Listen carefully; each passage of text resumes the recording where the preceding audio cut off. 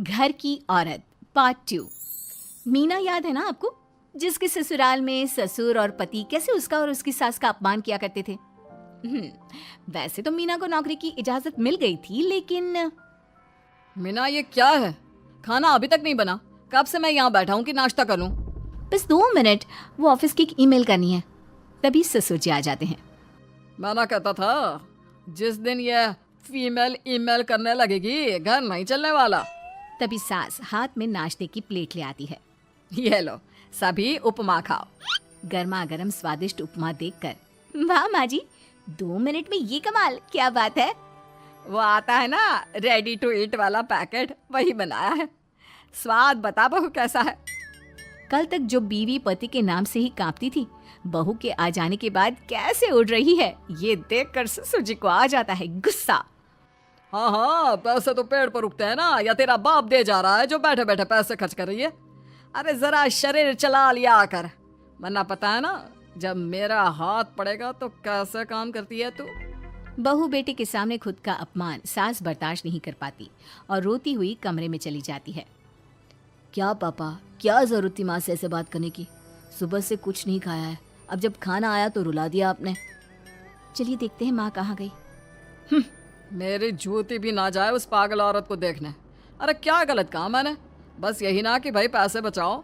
अरे कमाने बाहर निकले ना तब पता चले कि कैसे हड्डी गल जाती है। बात तो सही कह रहे हैं पिताजी, माँ को तो बस पैसे उड़ाना आता है। अरे पर माँ ने तो सबके लिए नाश्ता ही बनाया था ना, कौन सा खुद के लिए गहने खरीदे थे। खैर, बहू समझ जाती है कि सारा मामला कमाई का ही है, क्योंकि सास कुछ करती नहीं, कुछ कमाती नहीं, तो ससुर जी उन पर हावी रहते हैं। फिर क्या था, अब थी बारी बहू की। माँ जी, दरवाजा खोलिए, देखिए मैं उपमा लेकर आई हूँ, गर्मा गर्म खा लेते हैं। सास कमरा खोल देती है। सामने खड़ी होती है बहू, हाथ में उपमा की प्लेट लेकर। बहू सास की सूजी आंख देखकर समझ जाती है कि मामला गड़बड़ है। वो बात पलटते हुए कहती है, माँ जी वो आपकी काली साड़ी पर काला ब्लाउज है ना, वो प्लीज मुझे दीजिए। मुझे कल ना काली साड़ी पहनी, लेकिन कोई ब्लाउज ही नहीं है। सास बहू की बात में अपना गम भूल जाती है। हाँ हाँ बहू, क्यों नहीं, वो तो मैंने अपने हाथों से डिजाइन किया था। चल अभी निकाल कर देती हूँ तुझे। सास बहू को ब्लाउज निकाल कर दे देती है। फिर अगले रोज, माँ जी आज तो ऑफिस में कमाल ही हो गया, पता है क्या, सारी सहेलियों ने घेर लिया, पूछ रही थी ब्लाउज कहाँ से खरीदा। मैंने भी बोल दिया मेरी सास से सिलाया, वो भी खुद डिजाइन करके। ये तो वही बात हो गई कि झोला छाप डॉक्टर की दवाई काम कर गई। अरे बहू, ये तो बस ऐसे ही बना दिया था। लेकिन माँ जी आपको पता है, ये देखिए 2 लोगों ने तो मुझे कपड़ा भी दे दिया और नाम भी, सेम टू सेम डिजाइन का ब्लाउज बना दो, और बदले में ये 2000 रुपए। हाथ में 2000 देखकर सास की तो आंखें फटी की फटी रह जाती है। अरे बहू, ये तो कमाल ही कर दिया। ये काम तो मैं कल तेरे ऑफिस जाने से पहले ही खत्म कर दूंगी। सच्ची माँ जी, कैसे, इतनी जल्दी? अरे बहू, वो बस नाप है ना, उसी के आकार का काट काट कर डिजाइन ही तो देना है। ये तो मेरे बाएं हाथ का खेल है। अगले रोज बहू ऑफिस जाती है और फिर शाम को 2 ब्लाउज ले आती है। अरे बहू, क्या बात है, लेकिन इसकी डिजाइन। बहू फोन में सास को डिजाइन दिखाती है। अरे ये तो बच्चों वाला डिजाइन है, रुक अभी थोड़ी देर में ही दे देती हूँ। सास बहू को कपड़े सिलकर देती और बहू सास को रुपए। फिर एक रोज, माँ जी ये लीजिए कपड़े, लेकिन इसकी सिलाई मैंने ज्यादा ली है, तो क्या है ना, हैवी काम है तो मेहनत ज्यादा लगेगी ना आपको। अरे रहने देती बहू, मैंने कौन सी बुटीक खोली है। बहू को सास की बात में दम लगता है और वो कुछ सोचती हुई निकल जाती है। वो कमरे में बैठी होती है कि उसके ससुर के जोर जोर से चिल्लाने की आवाज आती है। फिर फिजूल खर्ची। अरे तुम्हारे जैसी बेकार नाकाम काज करने वाली औरत कब पैसे की कीमत समझेगी? क्या जरूरत थी ये मशीन खरीदने की? अरे वो मैंने EMI में ली है, आपको पता है ना कपड़े सिलने का कितना शौक है मुझे। हाँ तो क्या दर्जी बनोगी? लोगों को पकड़ पकड़ कर नाप लोगी? अरे कुछ तो शर्म करो। तभी बहू आ जाती है, उसके हाथ में चाबी होती है। माँ जी ये चाबी मैंने चौराहे में आपके लिए बुटीक खोला है, पैसा लोन से लिया है तो काम करके आप चुका देना। और हाँ माँ जी, कल उद्घाटन है तो 11 बजे दुकान में पहुंच जाना, पूजा में आपको ही बैठना है। ये सुनकर ससुर जी आग बुबला हो जाते हैं। कहीं नहीं जाएगी ये, इस घर की औरतें बाहर नहीं निकलती। तू तो इंजीनियर है इसलिए तुझे इजाजत दे दी, लेकिन ये तेरी सास 4 अक्षर नहीं आते इसको। अरे रहने दे, क्यों पैसा बर्बाद करवा रही है। सास को डांटने की आदत ससुर जी को जो लग चुकी थी, सास बहू की ओर देखती है। तो माँ जी कल वक्त से तैयार रहना। ससुर जी आप ही तो माँ जी को कहते थे ना उन्हें पैसे की कदर नहीं है, तो अब वो खुद ही कमाने जा रही हैं।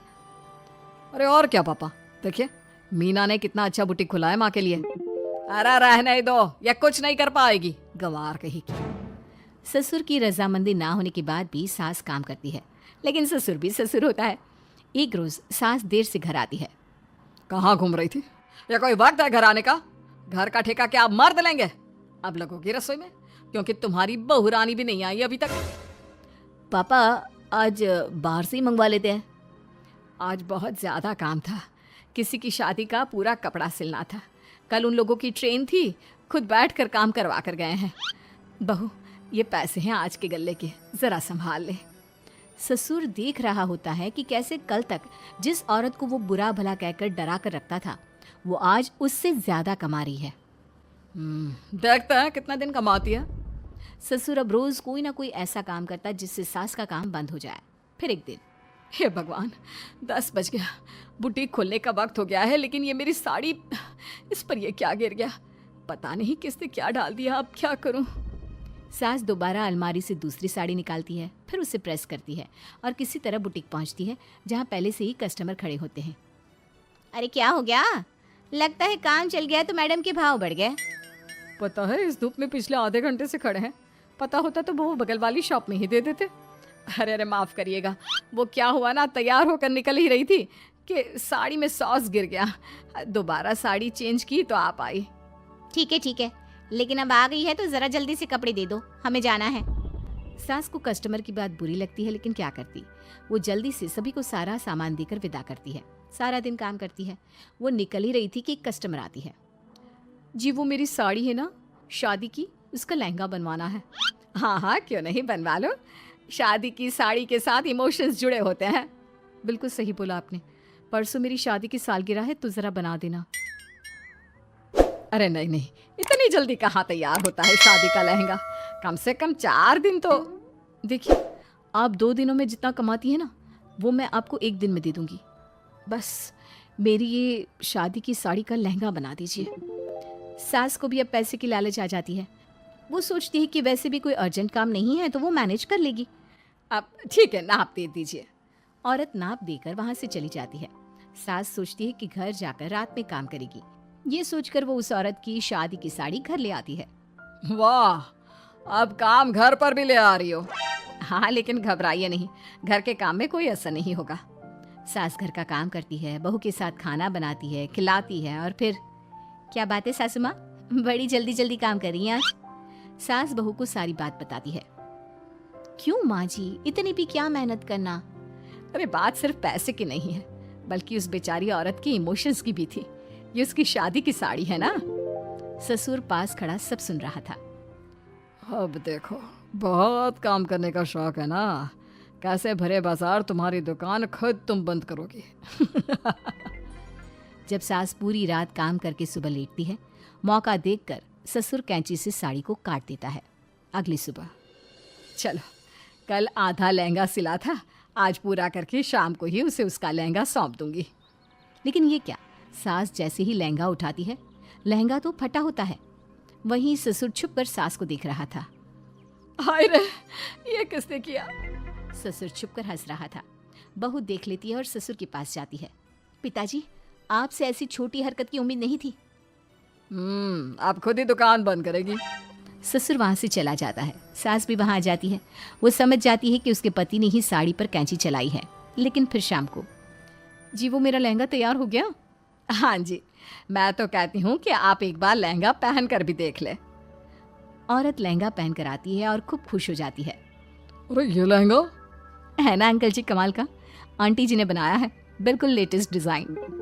औरत सास को ढेर सारे पैसे देकर चली जाती है। लेकिन मैंने तो ये औरतों का फैशन है, कहीं से सिल दो या कहीं से काट दो, फैशन ही होता है। चलिए शाम का खाना मेरी तरफ से, आज आपका जन्मदिन है ना, रिटर्न गिफ्ट तो बनता ही है।